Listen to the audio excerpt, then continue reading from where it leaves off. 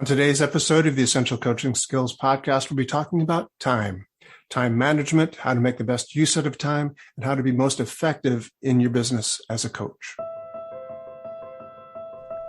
You are listening to the Essential Coaching Skills Podcast, a show devoted to uncovering the systems and the secrets that set the best apart, where you learn how to take your coaching clients to the next level, while you grow the coaching practice of your dreams. So sit back and relax, or sit up and get excited. Either way, you might want to pay attention. This could be important. Hi, and welcome back to the Essential Coaching Skills Podcast. On today's episode, I'm going to be talking to you about how you can organize your time in an effective way, because as we are all entrepreneurs, basically, or perhaps solopreneurs might be a more accurate term. As coaches, we have to take care of ourselves. We don't have a 9-to-5 job. We don't have a deadline that says you must do this at a particular time. So we have to organize ourselves in a way that is, effective, obviously, but it is also kind of a model for, our coaching clients. We have to walk our talk, don't we? We have to be as organized or better than we expect our clients to be. So it's a challenge. It is certainly a challenge for us to stay actively engaged in our work and to not work too much and things like that. So I'm going to tell you some of my tricks, my things that I've learned over the years that will be useful for you as well, I'm sure, or at least I hope. Or at least maybe it'll make you feel better about how you're doing it better than me. So anyway, that's my subject for today. Let's get started. So time is an interesting thing, isn't it? Deadlines are very important. I think I've told you the story before about Aaron Copland and how he said that there's nothing as inspirational as a deadline. I won't tell you that whole story. Suffice it to say, he used deadlines as inspiration for him. His first, the only example, I only met him once, so the only story he ever told me, I'll tell you real quick, is that I asked him what his inspiration was for Appalachian Spring, which between you and me is the only piece of his I really knew at that time. I heard probably a few others, but it was the only one I could name. And I liked it a lot. So I asked him what his inspiration for it was. And he told me a story about how Martha Graham had called him up and said, "Hey, Aaron, I need 15 minutes of dance music by next Thursday. If you have it for me, I'll pay you $200. And this was in a day when, that was a lot of money. So I said, okay, you got it. And he provided that music for, it might have been 20 minutes worth of music, but provided it for her by next Thursday. And, she named it Appalachian Spring. He wasn't inspired by Appalachia at all. She gave it the title. He just said, here's some dance music for you. But he looked at me, he just pointed his finger and he said, there's nothing as inspirational as a deadline. We need to get things done. We need to get things done in a timely fashion. My brother once told me a long, long time ago, he said, work expands to fill time. Work expands to fill time. If you have an hour to do something, it'll take you an hour to do it. If you have 5 minutes to do it, well,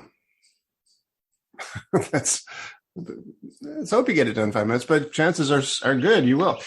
I remember once, a quick story for you here. I've been an entrepreneur for a long time, self-employed, let's put it that way, for a long time.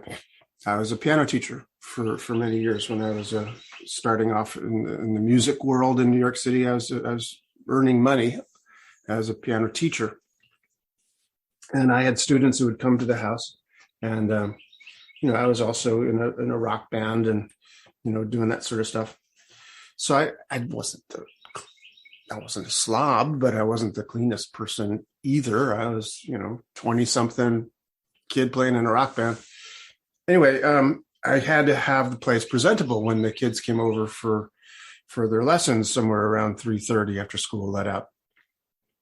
And there were times when, 3 o'clock rolled around, it's like, oh man, I got to get out of bed. That wasn't that bad, but I had to clean up the apartment pretty quickly. And I did, it was always, Better Homes and Gardens kind of clean by the time the doors opened at 3:30. I remember one time it was like 20 after 3, and I was like, oh gosh, and I went lightning, just put it into overdrive, high gear overdrive, and just barreled through and cleaned things up, and it was ready by 3:30. And I thought to myself, wow, I did all that in 10 minutes. That's pretty cool. I wonder what I could do in 5. Turns out you can do a lot in 5 minutes. So I started using this 5-minute rule, that 5-minute cleanup. I called it a 5-minute cleanup. And I would set a timer. It's a funny thing. I have a timer right here. Let me just prove it to you. You can't see it, but you can hear it.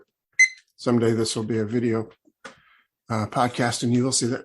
Right now, this could be a video podcast now that I think about it. I have that happening. I don't know if you've noticed that or not, but these are now featured on YouTube as well. And pretty soon there will be video. But right now they're just a kind of a placeholder photo with the audio going on underneath it. But anyway, that is a timer. It's a kitchen timer, regular kitchen timer, but I have it here at my desk. I have another one in the kitchen, virtually identical. And but the one here I use for my 5-minute cleanups, my 5-minute focus periods, or my 10 or 15 or 20-minute focus periods. I'll set that timer for a period of time and say, go. And for the next 10 minutes, 5 minutes, whatever it is, it may not be hyperdrive like it was when I was cleaning my apartment for the school kids, but it's a focused attention where I'm going to do this now. I'm going to clean this desk. I'm going to go through emails. I'm going to go through whatever. I'm going to do this for 5 minutes. And for that period of time, I'm focused on that one activity, right? So that's a huge thing. I think I've devoted a whole podcast to a timer. I'm not sure that's true or not.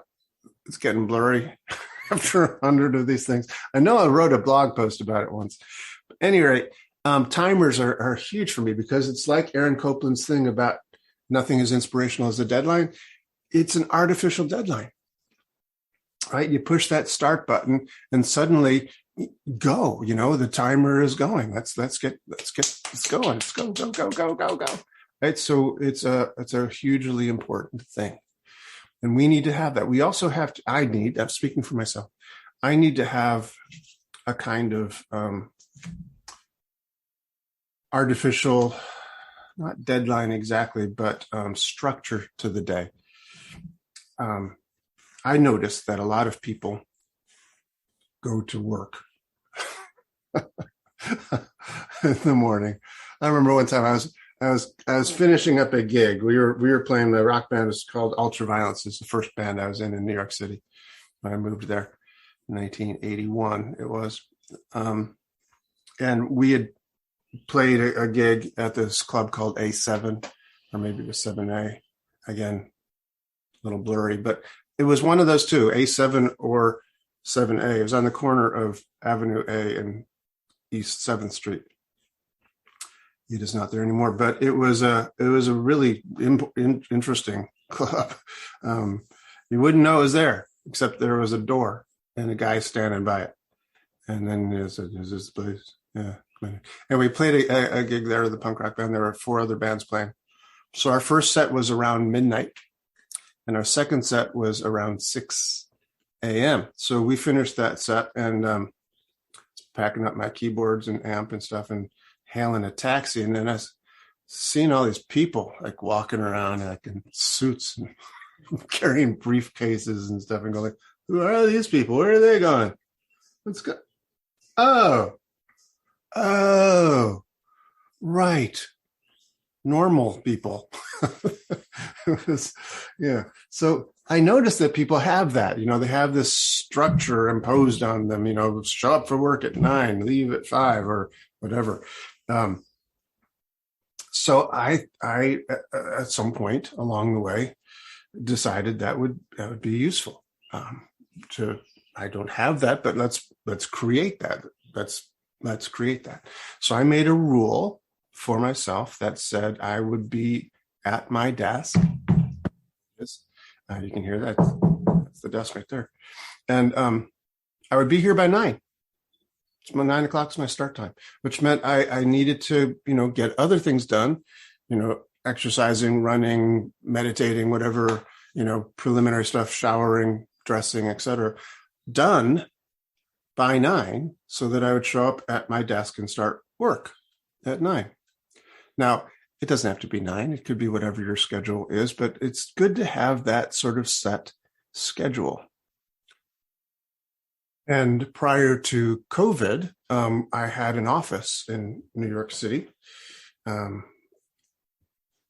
I would endeavor every day to be there by 9. I would run in Prospect Park, Brooklyn, or whatever I would do exercise wise or not, depending on the day.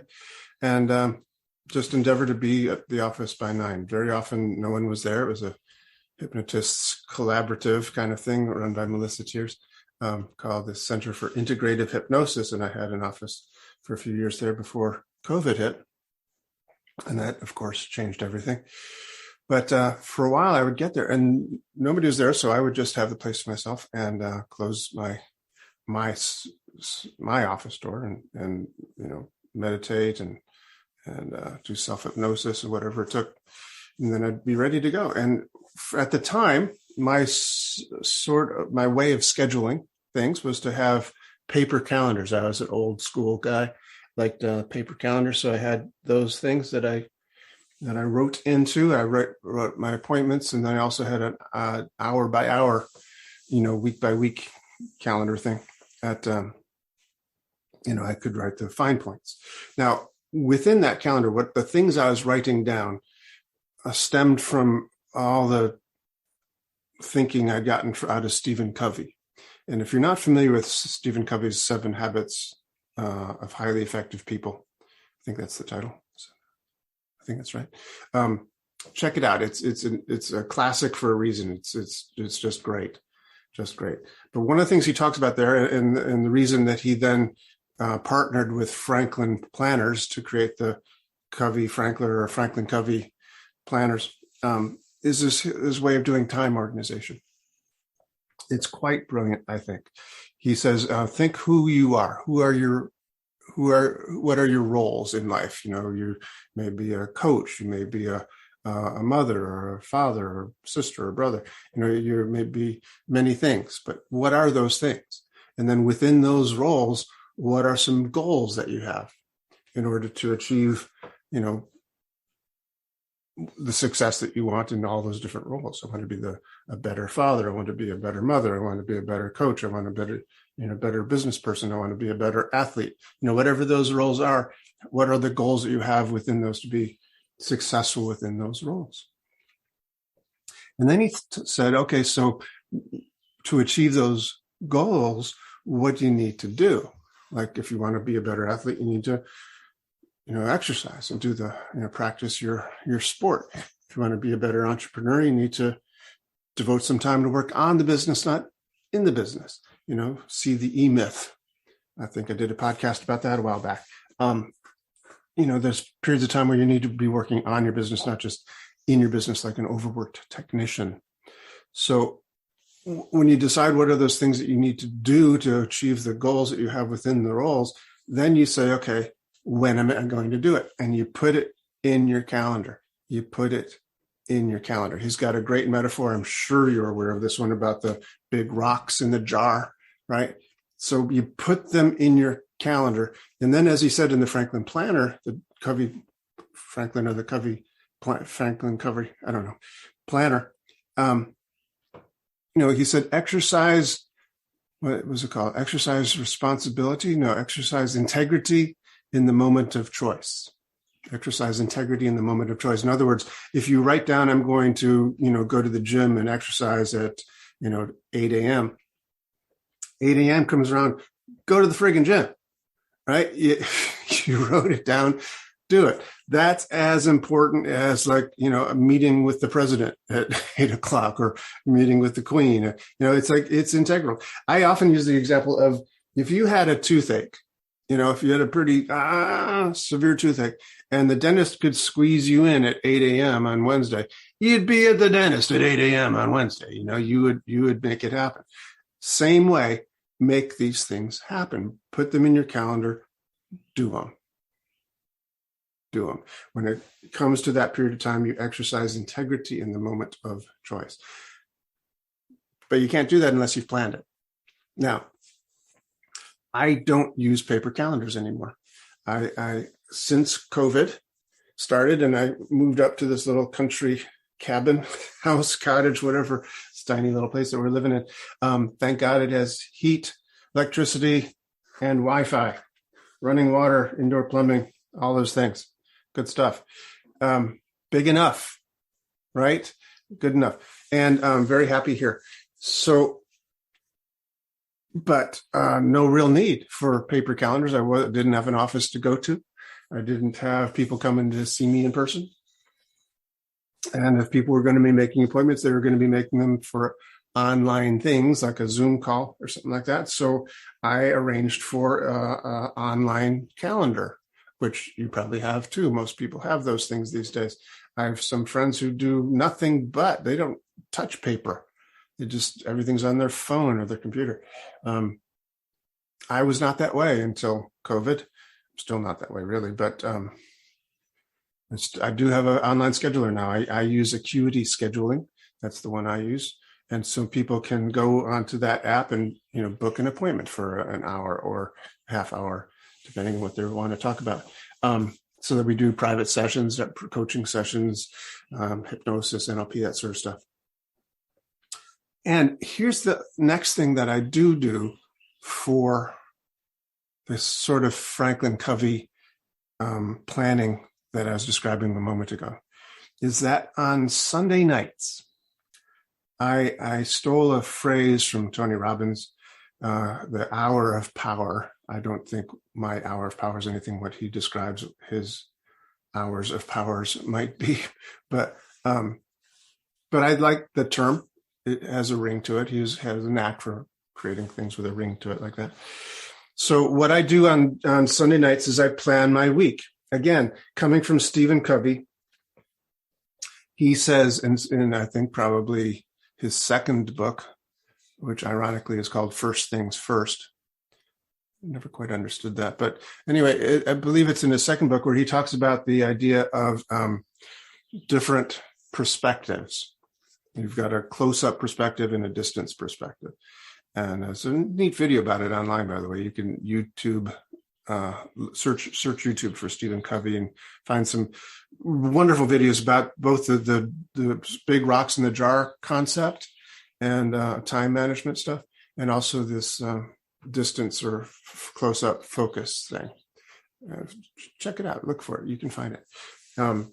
Really, really good videos. Worth watching. Stephen Covey's worth doing all that stuff. But what he's talking about here is basically this. He says, we need to have different focus points. Sometimes we need to get up way up over our lives in a kind of jet airliner perspective. Like have you ever flown in a jet and you look down and go like, oh, wow, there's my city. And you see this from a way up perspective, but you also see like the lake and the ocean and the mountains. You see a whole big picture of, your life, your city, your place. And he said, we need to have that perspective. Once in a while, once a year, once every 5 years, we need to get up in that level and say, well, what am I doing with my life? What's the big picture here? Where am I going? Where is true north? Right? He uses those metaphors. And then you need to get down, land the plane and, get down on the street level and do stuff to move in the right direction, keeping in mind where true north is and what the big, ultimate destination is, so that you're going in the right direction, not just going from, this to that to this, putting out fires, whatever, being in the forest and going from tree to tree to tree, but sort of going around in circles. You need to know where true north is. So you need to know you're going in the direction that you plotted from that high perspective. But daily, we are down in the forest, right? We're going from tree to tree to tree. If we know where true north is, then we can operate effectively and make sure that we're doing those things that are appropriate and necessary to do. How do we do that in reality? With calendars. what I do on my Sunday night hour of power is I sort of get up, not to the jetliner place, but like above the tree level. I think of it like floating up over the tree level of my life on a hot air balloon. So you're high enough that you can see, oh, right, there's where the mountains are. That's where the ocean is. So that's true north there. So this is the direction I'm going. I know where I want to go. So it's metaphorically, that's this perspective you have, but it's only high enough to see that. And then you can also see, okay, these are the things I need to do now. So on Sunday night, I look at my week, not the life, not 5-year plan, but I look at the week and say, what are the things I need to do this week? Obviously, the things that have been put into the Acuity scheduling app are there. Those are appointments I need to honor and that I will honor, that people have made appointments with me, classes I teach, etc. So I go back to paper. I print out the week. And you can't see this. Someday you will. Maybe I'll put this as a picture. Any rate, I print out the week. And so now I have a 1-week calendar. And it's black and white because that's the way it prints. Although online it's got colored coding for the different types of appointments. So when it prints out, then I start color coding it myself. I'm kind of funny that way. For me, and this is maybe for some of the listeners, but certainly it's true for me, I do better with the color coding thing. So I can look, right now I'm looking at this as the sheet from just this week that I've just completed. So I see the blue boxes for the regular coaching clients that I have, the green boxes for the online classes that I'm teaching. And then I have yellow, or in this case, this week I chose orange, blocks for things that are new appointments. If people want a singular, I don't do this very often, but I do sometimes do, like single or, just a couple, 3 appointments for somebody with a really specific issue. If they want to get over a particular phobia or something like that, then I'll do that. So those are in a contrasting color to the green and blue regularly occurring scheduled things. But then I also have a special pen, it's colored pencil actually, that I use to color in what I'm terming my Covey thing, my big rocks. What are these things that are important for me to do? Quadrant 2 activities. If you're hearkening back to Stephen Covey's 7 Habits of Highly Effective People, the Quadrant 2 activities that are important for me in these roles that I've chosen for myself to accomplish the goals that I want for myself. So I put these in this fluorescent orange, and I put them in there. Like yesterday, I wanted to get a new keyboard. I'm a piano player, and I have this electric keyboard that I'd gotten a few years ago, a very, very sophisticated synthesizer that, frankly, I never really used in that way it's capable of. And it was cumbersome and, frankly, way more of a machine than I needed. And I never used it.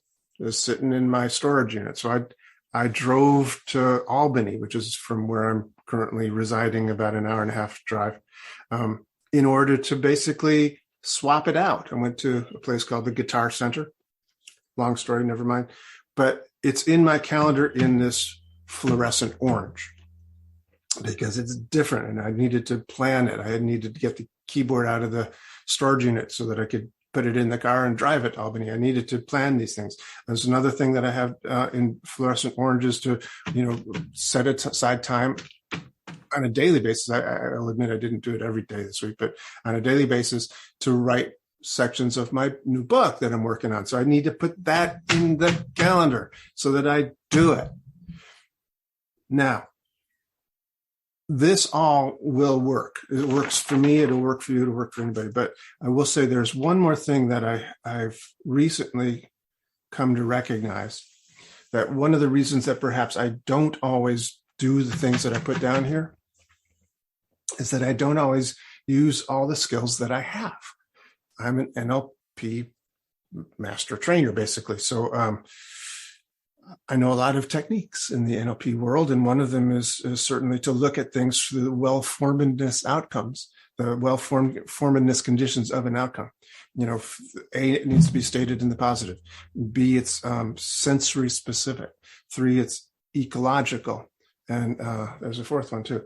But it's also, what's good about this? What's bad about this? What'll happen if I do? What'll happen if I don't? What won't happen if I do? What won't happen if I don't? So that I can make sure that these things are going to actually happen.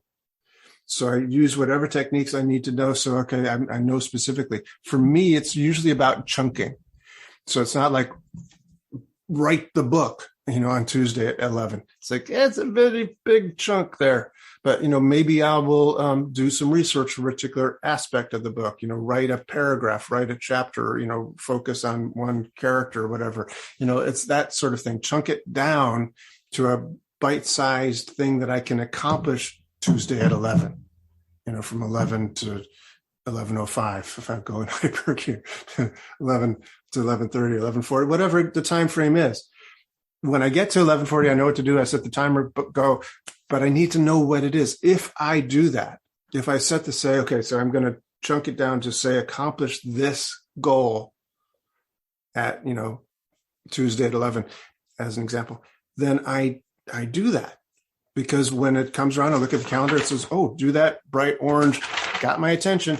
And it's clear, it's specific. Okay, I know exactly what to do. I personally tend to get a little bit of overwhelmed if it's too big of a chunk, write the book. I was like, But if I have taken the time on Sunday night to get to that, that view that says, this is where I'm going, this is my goals, but it's not too high, it's the right level, I can say, okay, I need to accomplish this much. If I put that down on the paper, then my week goes very swimmingly. It flows. It goes nicely. So that's kind of it for my my section on doing time. But let me just tell you a little bit more about that Stephen Covey Quadrant 2 thing. I think that might be important for you if you are unfamiliar with this. If you are familiar with Stephen Covey's Quadrant 2 stuff, then thanks for tuning in. But let me tell you real briefly. Stephen Covey has this nice little way of doing organizing things. He calls the 4 quadrants of activities. Quadrant 1 are activities that are urgent and important. Urgent and important. It's like, oh, I got to get this done by, 2:00 because whatever. So deadline driven, perhaps, urgent things, really important things, consequences if you don't, really great things if you do, so it's like, I must. So, let's say you're at work and you get a phone call. This is totally hypothetical, but you get a phone call and the doctor is calling and said, your kid has just fallen off the swing set and, been taken to the hospital. Can you come to the hospital? And I was like, yes. Stop everything, you go. It's urgent, it's important, you do it. That's quadrant 1. Quadrant 2, it's important, but it's not urgent. If you don't do it right away, you can wait till later, but it is important. You need to get it done. So you will get it done because it's important. Quadrant 2, not urgent, but important. Things like, going to the gym, exercising, eating well, getting enough sleep, flossing, quadrant 2 activities, important. Not urgent. Quadrant 3 are things that are urgent, not important. Things like, oh, the phone's ringing. Oh, let me excuse me. It's like, oh, spam. Don't need this, right? Interruptions that seem urgent, or they are urgent. They act urgent because there's time driven, but they're not really important. Sale on those rutabagas. Come get them. And then there's Quadrant 4 activities, which are not important and not urgent, which are, of course, time wasters. I will admit to you, I've fallen into this trap a few times in my life, more than I care to admit, but I'm just admitting it, I guess. I used to travel to do hypnosis workshops for smoking cessation and weight loss, and I would be tired when I finished it. We finished at 10 p.m., and then my partner and I would go to dinner, and I'd be home 11:30 or 12, and I'd be like, I'd just been in front of lots of people for a few hours and doing this thing. I was like kind of wired. tired but wired. So I would turn on the TV in the hotel room. And generally speaking, TVs in hotel rooms don't have a very effective guide to let you know what's on the TV. So I just start flipping through the channels, thinking there must be something good. There's 100 channels here. There must be something good on this television.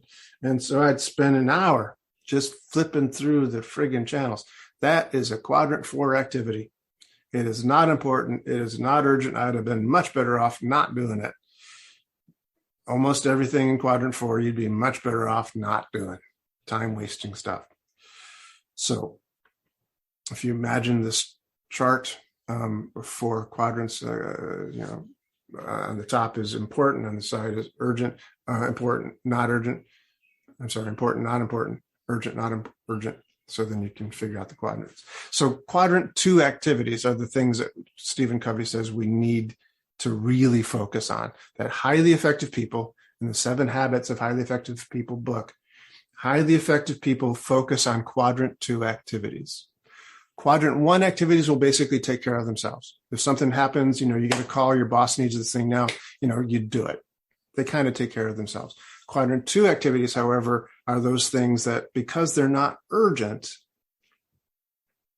don't necessarily have that same, energy to them, right? Which is where, for me, my timer comes in handy, because then I can say artificially, yes, but it still works for me. Go. It's now suddenly urgent because I decided it's on my calendar Tuesday at 11. It's a doable chunk size. I know what to do, and then I say go, and I start doing it. So that's how I do that, and I think it's really important. One last thing. This is, I promise, the last thing. Those people that tuned out when I told I was going to just talk about Quadrant 2 activities, I'm sorry. But I heard, I guess it wasn't a podcast. It was a long time ago, probably a self-help tape or something like that. But I believe it was, Tracy something. I'm sorry. I shouldn't be coughing into the microphone. I think Brian Tracy. I'm pretty sure Brian Tracy was saying that there should be 3 types of days in your week. I'm pretty sure this was Brian Tracy. 3 types of days in your week. He said there's the days that are kind of, traditional work days, Monday through Friday. You go to work, or school days maybe. You go to work, you go to school, and you come home and you have dinner and watch TV or whatever. Then there needs to be a day of the week that's akin to a Saturday, a traditional kind of Saturday, where you work, but you don't, do homework. You don't do schoolwork. You do housework. You clean the laundry. You wash the sheets. You scrub the floors. You vacuum. You go shopping. You do those Saturday type of activities. You cut the lawn. And then there needs to be a third type of day of week, which is traditionally akin to a Sunday, which is to say a day of rest. Could be Saturday, depending on your traditions, but nevertheless, a day of rest where you don't work. You have a picnic. You play croquet on your freshly mown lawn. You have a barbecue. You go for a walk. You go to an amusement park. You go to a football game. You don't work, you relax, you vacation sort of, for a day. Also, by the way, vacations are good too. We all need time to rest and relax. I have a friend who every year has been doing this for years. He takes, I believe it's 2 weeks, might be just a week, but I'm pretty sure it's 2 weeks, where he goes off into the wilderness. He leaves his phone behind and he just is by himself somewhere. No one, I'm sure he leaves word with somebody, but nobody in the general population knows where the hell he is, except he's gone. He has disappeared. He's out in the wilderness somewhere. He's gotten very good at this. And he just spends a couple of weeks alone. I think that's an incredibly admirable thing. I've often fantasized about doing that, but just a vacation would be good too. anytime where you're not working for, a week would be awesome. People don't do that very much anymore. I know that I have a tendency to work 7 days a week. But, better to have those days akin to what Brian Tracy was talking about. So when we schedule ourselves, we need to also schedule in Quadrant 2 activities, which is relaxation, which is decompression, which is stepping away from the computer, stepping away from the phone, stepping away from the world maybe for a while, and recharging your batteries. There is another Stephen Covey story that you've probably heard about the woodcutter competition.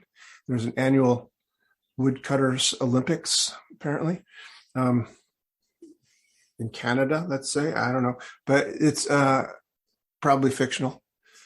Nevertheless, it happens every year, fictionally or not, where there's this woodcutters competition, and one of the events is basically cut down as many trees as you can in an hour, or 6 hours. Maybe it's a marathon. Anyway, the defending champion has been champion for years. He's amazing, gets down all these trees. And this year, there's a challenger. Doesn't look like he's much of anything, but somehow or other, making a long story short, he manages to squeak ahead after a while and then finally wins the championship. And the now former champion is very gracious about it. He says, "Hey, congratulations, that was amazing. I can't believe you did it. But I'm really kind of doubly amazed that you were able to beat me because you kept stopping to rest." And the guy says, "Oh, no, I wasn't resting. I was sharpening my saw." That's a lovely metaphor.